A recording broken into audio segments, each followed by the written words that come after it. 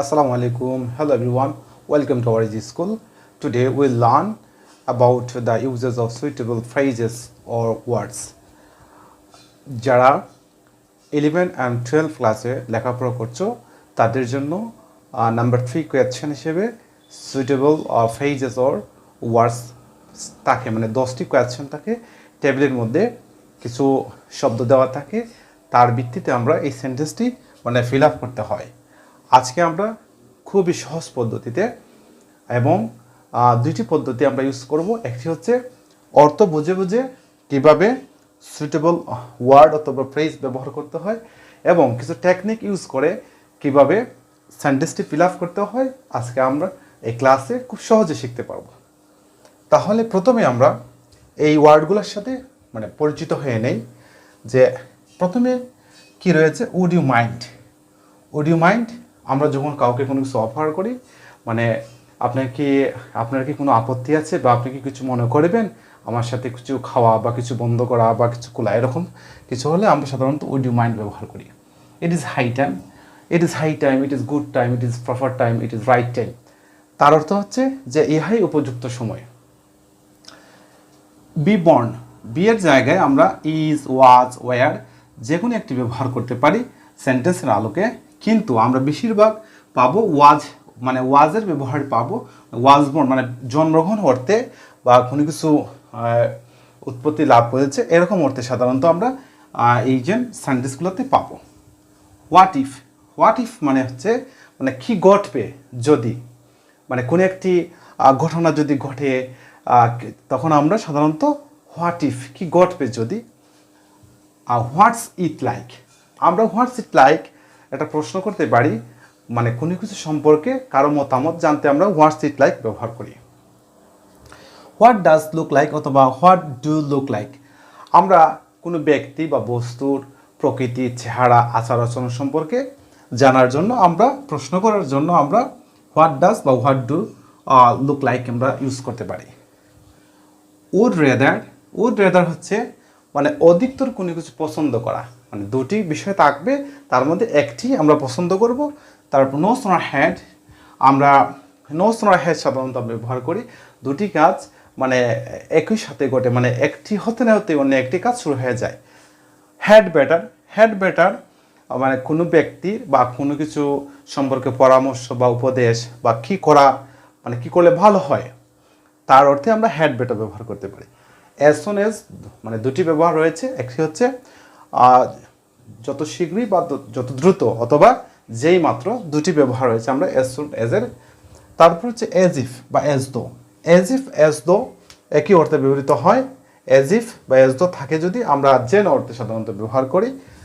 ইট মানে ইহা, দেয়ার মানে সাধারণত দেয়ার মানে সেখানে, কিন্তু যখন ইট এবং দেয়ার সাধারণত এখানে আমরা সাবজেক্ট হিসেবে ব্যবহার করতে মানে ব্যবহার দেখতে পাই, সাবজেক্ট হিসেবে থাকবে।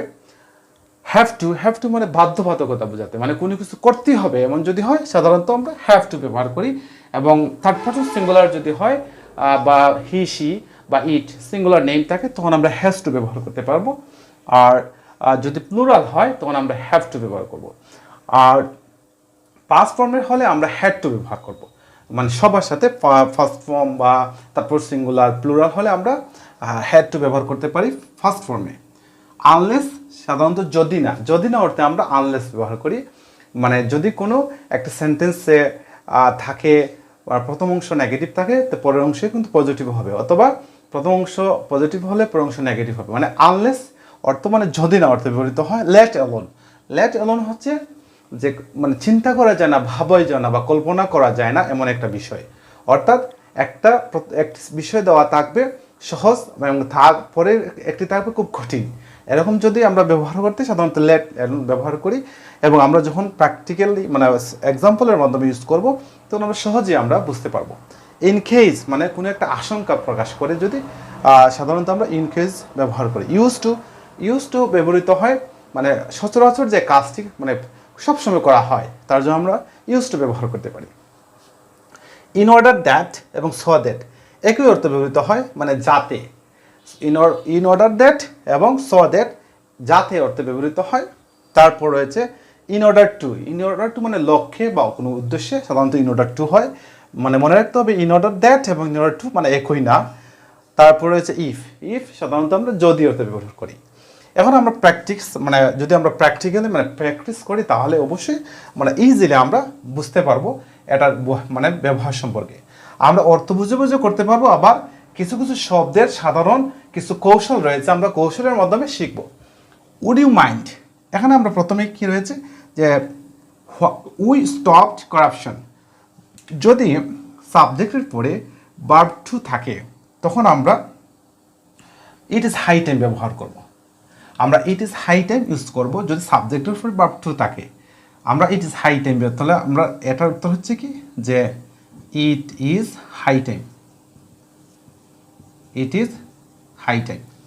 আমরা স্পেস এখানে কম, সব প্রশ্নগুলো লেখার জন্য এখানে স্পেসটা কম হয়ে গেছে, সাধারণত বোঝা যাবে। তারপর টেকিং টি উইথ মি, যদি ভার্বের সাথে আইএনজি যুক্ত থাকে, যদি ভার্বের সাথে আইএনজি যুক্ত থাকে মানে শূন্যস্থানের পরে ভার্বের সাথে আইএনজি যুক্ত থাকে তখন আমরা অটোমেটিকলি আমরা কি ব্যবহার করতে পারি, মানে উড ইউ মাইন্ড। কি ব্যবহার করব? Would you mind, would you mind. আমরা কাউকে কোনো কিছু সম্পর্কে ভদ্রভাবে অফার করলে আমরা উড ইউ মাইন্ড ব্যবহার করতে পারি। Would you mind, would you mind taking tea with me. যদি কিছু মনে না করেন বা আপনি কি কিছু মনে করবেন যদি আমার সাথে চা পান করেন। ফাদার, আচ্ছা এখানে 3টি প্রশ্ন রয়েছে, মানে কোয়েশ্চেন মার্ক 1 2 তারপর 3। আমরা তার সহজে আমরা কিছু সিস্টেম অবলম্বন করে আমরা মানে ইউজ করতে পারি। যখন আমরা এই যে কোয়েশ্চেন মার্কে দুটি শূন্যস্থান একই সেন্টেন্সে দেখবো তখন আমরা মানে এই যে তা আমরা ব্যবহার করব। এই যে এই শূন্যস্থানে কি বসবে? এ গোস্ট। তাহলে আমরা এখানে কি ব্যবহার করব? What does. কি ব্যবহার করব? What does, what does. এখানে আমরা ব্যবহার করতে পারি লুক লাইক, লুক লাইক। তাহলে আমরা সহজে বুঝলাম যদি মানে দুটি শূন্যস্থান থাকে তাহলে আমরা এই মানে প্রশ্ন করার জন্য আমরা এই শব্দটি ব্যবহার করব। তারপর সুইমিং ইন দ্য রিভার, আমরা এখানে একটা জিনিস দেখতে হবে আমাদেরকে। এখানে ভার্বের সাথে আইএনজি রয়েছে, আমরা এখানে বলছিলাম যে ভার্বের সাথে আইএনজি যুক্ত হলে ঠিকই উড ইউ মাইন্ড হবে, কিন্তু কোনো কিছু সম্পর্কে আমরা কারো কিছু অফার করলে তখন আমরা মানে উড ইউ মাইন্ড ব্যবহার করব। কিন্তু কোনো কিছু সম্পর্কে জানতে আমরা সাধারণত ইউজ করব কি যে হোয়াটস ইট লাইক, আমরা ব্যবহার করব কি what's it like, what's it like. তারপর I am in short of time, মানে আমার সময় খুব কম। দ্য ট্রেন ইজ লেট, মানে কি ঘটবে যদি এমন উঠতে হয়, মানে কি ঘটবে যদি ট্রেনটি মানে খুব দেরিতে আসে, এরকম কোনো আশঙ্কা প্রকাশ করে যদি, তাহলে আমরা ব্যবহার করব কি মানে এই যে কোয়েশ্চেন মার্কে আমরা মানে হোয়াট ইফ। কি ব্যবহার করব? What if. তারপর এখানে হি ড্যাশ ইন 1960, মানে কারো জন্ম, কোনো মানুষ বা মানে কোনো দেশ, মানে কোনো একজন যে কোনো একজন মানুষের জন্মে সাধারণত আমরা ব্যবহার করব মানে এখানে কি রয়েছে? বি বর্ন রয়েছে, কিন্তু আমরা এখানে বির জায়গায় আমরা ইউজ করব ওয়াজ। হি ওয়াজ বর্ন ইন 1960। পরবর্তী কোয়েশ্চেনে আমরা আছি ইট মে রেইন টুডে, মানে আজ বৃষ্টি হতে পারে। ইউ ড্যাশ লিভ আর্লিয়ার, মানে তোমার ভালো হবে তুমি যদি তাড়াতাড়ি মানে এখান থেকে চলে যাও। তাহলে আমরা মানে কোনো কিছু পরামর্শ করার অর্থে বা ভালো অর্থে সাধারণত আমরা কি ব্যবহার করতে পারি? হ্যাড বেটার ব্যবহার করতে পারি। Had better. পরবর্তী কোয়েশ্চেন দেখা যাচ্ছে হি স্টাফড অ্যান ব্যাগ, এখানে আমরা সাধারণত ক্লু হিসেবে ব্যবহার করব যে দেন। দুইটি দেন রয়েছে, একটি হচ্ছে এখানে দেনের পর সাধারণত ব্যাক ভার্ব হবে। এরকম যদি হয় আমরা ব্যবহার করব কি, মানে উড রেদার। কি ব্যবহার করব? Would rather. মানে যদি দেন এর পরে সাধারণত কি থাকবে? ব্যাক থাকবে। কিন্তু এখানে দেনের পর যদি একটা সাবজেক্ট থাকে, ভার্ব টু থাকে, সাবজেক্ট থাকবে, ভার্ব টু থাকবে, এরকম যদি হয় দেনের পরে, তখন আমরা ব্যবহার করব নো সুনার হ্যাড। আমি কিছু মানে সহজ কিছু কৌশল বলে দিচ্ছি যাতে আমরা সহজে, যারা আমরা বুঝি না, ইংরেজি সেন্টেন্সটি বুঝি না, তাদের জন্য এটা সহজ হবে। আর যারা আমরা বুঝতে পারি তাদের জন্য ক্লাসটি আরও সহজ হবে। No sooner had, no sooner had. তারপর she acts dash she knew all বা এভরিথিং আমরা দিতে পারি, বা অল। শি অ্যাক্টস, সে ভান করছে বা অভিনয় করছে। এজ ইফ সাধারণত আমরা ব্যবহার করি এজ ইফ বা এজ দো আমরা ব্যবহার করতে পারি। এজ ইফ যেন, সে নিউ মানে অল বা এভরিথিং। এখানে যদি ভার্ব ওয়ান হয় এখানে হবে ভার্ব টু। আবার যদি এখানে ভার্ব টু হয় এখানে হবে মানে পরবর্তী অংশ হবে হ্যাড ভার্ব থ্রি। তাহলে এখানে আমরা ইউজ করতে পারি এজ ইফ অথবা এজ দো আমরা ইউজ করতে পারি।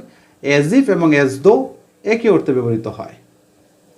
তাহলে দুটি ব্যবহার, যদি প্রথম অংশে ভার্ব টু থাকে তাহলে পরের অংশ হবে হ্যাড নোন বা ভার্ব থ্রি হবে এখানে। আর যদি প্রথম অংশে থাকে ভার্ব ওয়ান, পরের অংশে ভার্ব টু হবে।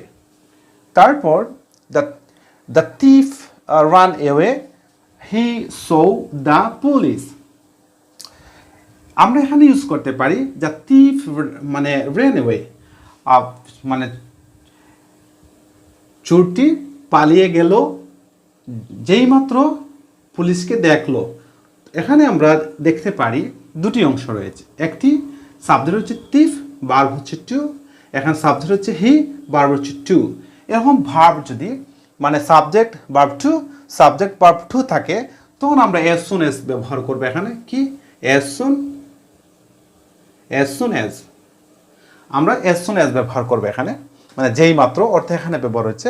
আবার কোনো কোনো ক্ষেত্রে মানে অ্যাজ সুন অ্যাজ মানে যত দ্রুত বা যত তাড়াতাড়ি সম্ভব ইউজ করা হয়। তারপর আরেকটা অংশে অ্যাজ সুন অ্যাজ ব্যবহার করা হয়। প্রথম অংশে অ্যাজ সুন অ্যাজ থাকে যদি মানে একটি ক্ষমা থাকবে এবং পরবর্তী সেন্টেন্সের সাবজেক্ট এবং ভার্ব টু মানে একইভাবে, মানে এই সেন্টেন্সের মতো মানে সাবজেক্ট থাকবে, ভার্ব টু থাকবে, মানে তখন অ্যাজ সুন মানে সেন্টেন্সের প্রথমে থাকবে। ড্যাশ মানে we dash fight against corruption, মানে কোনো কিছু বাধ্যবাধকতা বোঝাতে হলে আমরা সাধারণত ব্যবহার করব কি, সাধারণত ব্যবহার করব আমরা হ্যাভ টু। আমরা কি ব্যবহার করব? Have to, we have to. আবার হ্যাভ টুর পরে কিন্তু ভার্ব ওয়ান ব্যবহৃত হবে। We have to fight against corruption, আমাদেরকে দুর্নীতির বিরুদ্ধে যুদ্ধ করতে হবে।